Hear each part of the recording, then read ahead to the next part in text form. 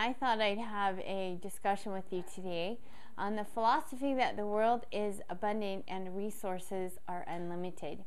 You know, when we look around us, there's two schools of thought we can look around and see. We can say, I've never experienced wealth, and so therefore I never will. Or we can look around and say, wealth exists for everyone, therefore it's possible for me. So those are two different schools of thoughts with which we can approach the world. The one I'd like to approach the world in today is the one that wealth exists for everyone, therefore, or wealth exists for some people, therefore it exists for me. I have one of my favorite books I brought to share with you. It's called The Timetables of History.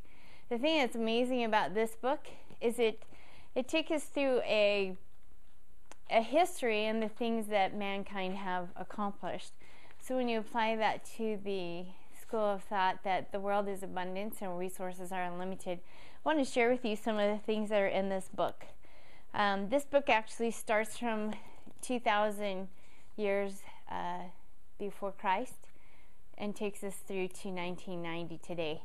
So if you look in here, it goes through everything, but what I want to share with you is back in 2000 BC, they actually had records of the of Hammurabi in his code of ethics and guidelines doing eye surgery and the fees that were appropriate for that.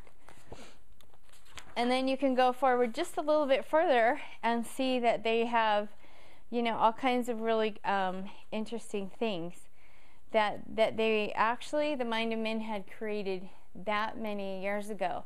The thing that's interesting about this book is you can take that and you come to a place where about the 500 through 500, clear to here, I can show you, from 500 to 1500. These pages, there's hardly any inventions out of all of these pages. So whatever was going on in this period of time, men weren't being super creative. We refer to these actually as the Dark Ages. Then you come back here forward to the 1500s. You can see from the 1500s to right here to 1840, and this 150 years, we have this much of creation going on versus all of these thousands of years beforehand.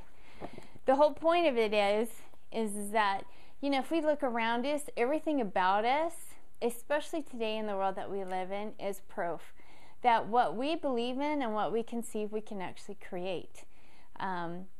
Everything around us we see manifested in a physical world of things and ideas that were unheard of even 10 or 15 years ago. When I look in my book on 1990 and where we were there, and then all the things that have transpired since then, it's totally amazing. So we can look around and say, well, I've never had anything, therefore I never will. Or we can look around and say, you know what? Resources are unlimited, ideas are unlimited. I can take those things within me and create a world outside of me that is abundance. And we can look all around us and see proof to that fact that the world is abundant and resources are unlimited. It's our willingness to go embrace that concept and look for ways to make it happen that make that a truth or a truth or not the truth for us personally. So this is Laura Gellison telling you embrace abundance and prosperity in your own personal life.